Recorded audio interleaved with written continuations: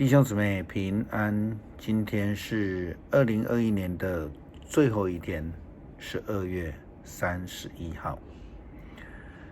今天的经文是诗篇147篇12到20节，列王纪上卷第3章第5到14节，约翰福音第8章12到19节。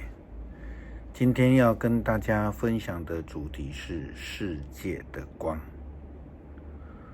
昨天我们以历代志下卷第1章的经文作为分享，内容与今天的列王纪上卷第3章的经文同样，记载着所罗门王的求智慧的事情。那我们昨天也提过了，所罗门王他追求上帝的智慧，是为了要管理，要来照顾，来审判上帝所交代他这些众多的人民。换个角度来看，所罗门王所追求的就是求取上帝的光，成为上帝所赏赐给他的人民之光，让这些人民借着他知道处事的标准。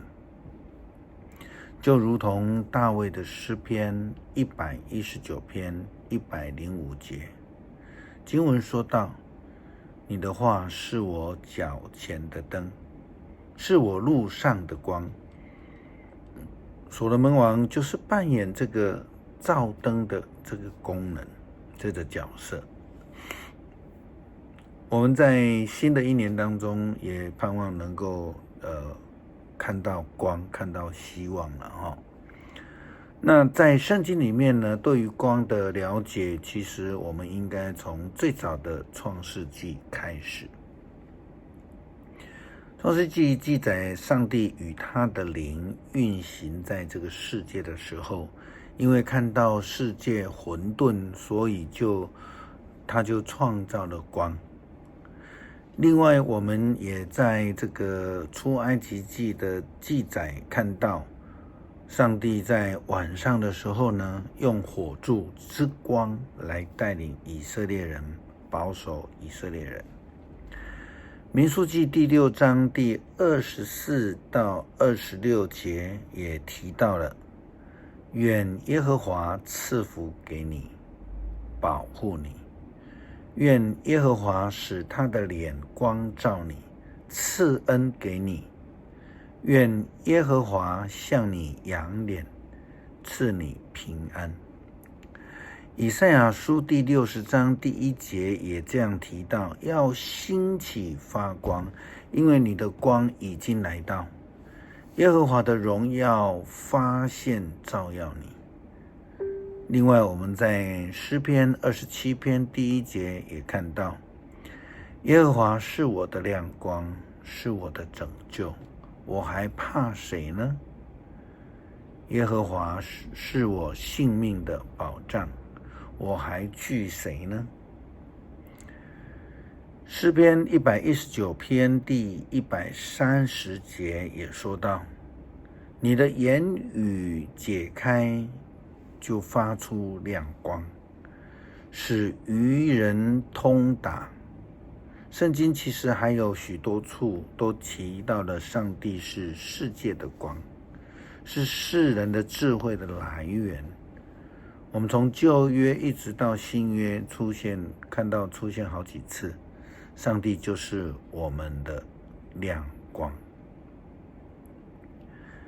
在今天的经文约翰福音第8章12节，耶稣这样说道：我是世界的光，跟从我的会得着生命的光，绝不会在黑暗里走。耶稣基督说他自己是成为世界的光，这样的目的呢，是为了要见证上帝，以及见证上帝他自己是上帝所差派来的，耶稣基督回答法利赛人的质疑的时候，这样说道：即使我为自己做见证，我的证言也是真实的，因为我知道我从哪里来，往哪里去。你们却不知道我从哪里来，要往哪里去。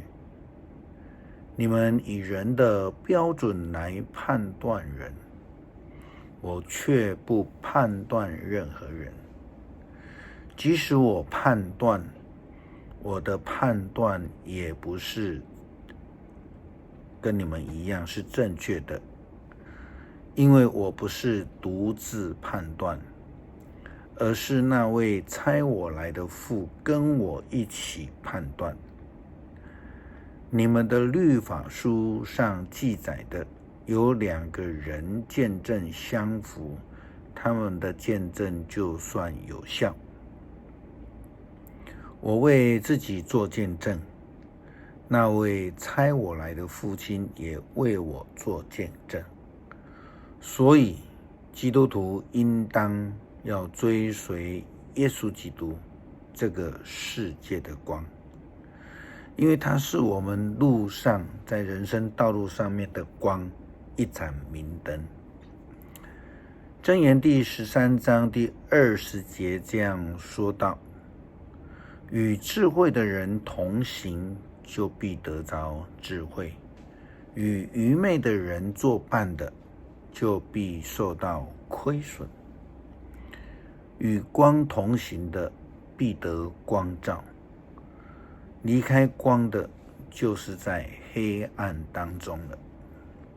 也盼望我们在迎接新的一年的时候，能够有主的亮光，让我们脱离旧的一年的黑暗。我们一起来读诗篇147篇第12到20节。耶路撒冷啊，要颂赞上主；锡安啊，要赞美你的上帝。他使你的城门巩固，他赐福给你的儿女，他保卫你世尽平安，他用上好的麦子喂饱你。他一向大地发出命令，他的话立刻传布。他降下羊毛似的白雪，他洒下灰尘似的薄霜，他抛下沙粒似的冰雹。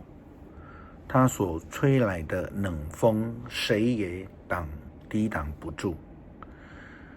他一下令，冰雪都融化；他一使风刮起，水都流动。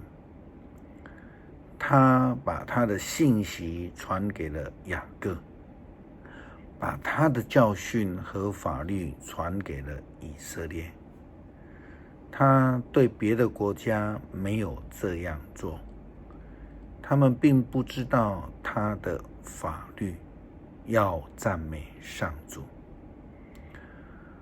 我愿上主，我们的主，成为我们生命当中的光，帮助我们追求在光中来行走，在新的一年当中更有主的亮光引导，使我们脱离黑暗，得到光照，得到医治，并且有平安。祷告是奉主耶稣基督的名，阿们。